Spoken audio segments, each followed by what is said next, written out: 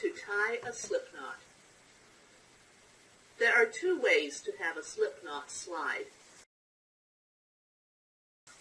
One way is for the slip knot to slide on the tail. This means that the tail gets bigger or smaller as the slip knot loop changes size.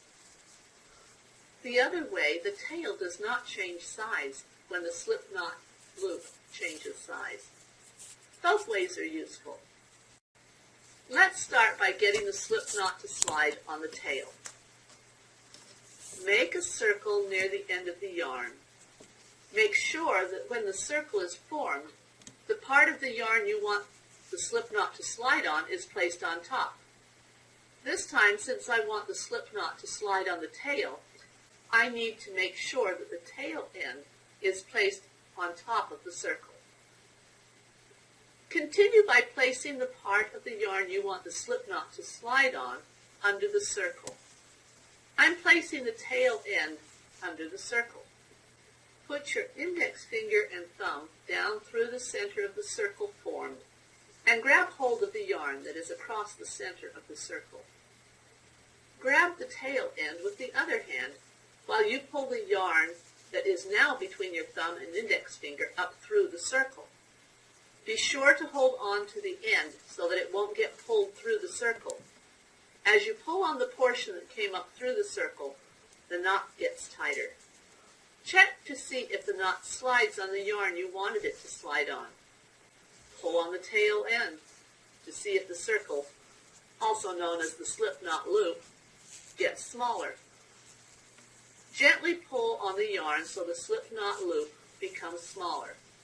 If the slip knot loop gets too small, hold on to the knot and gently pull on the loop.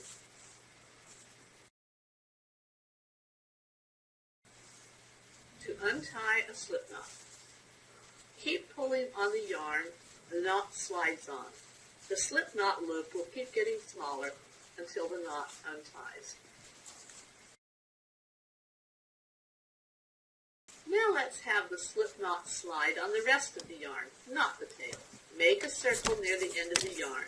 Make sure that when the circle is formed, the part of the yarn you want the slip knot to slide on is placed on top. This time I do not want the slip knot to slide on the tail.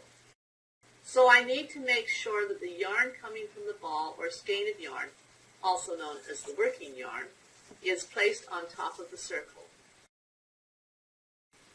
Continue by placing the part of the yarn you want the slip knot to slide on under the circle. The working yarn needs to go under the circle.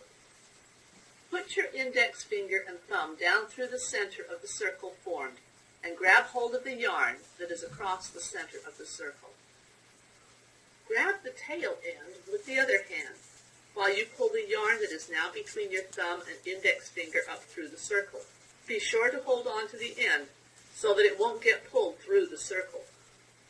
As you pull on the portion that came up through the circle, the knot gets tighter. Check to see if the knot slides on the yarn you wanted it to slide on.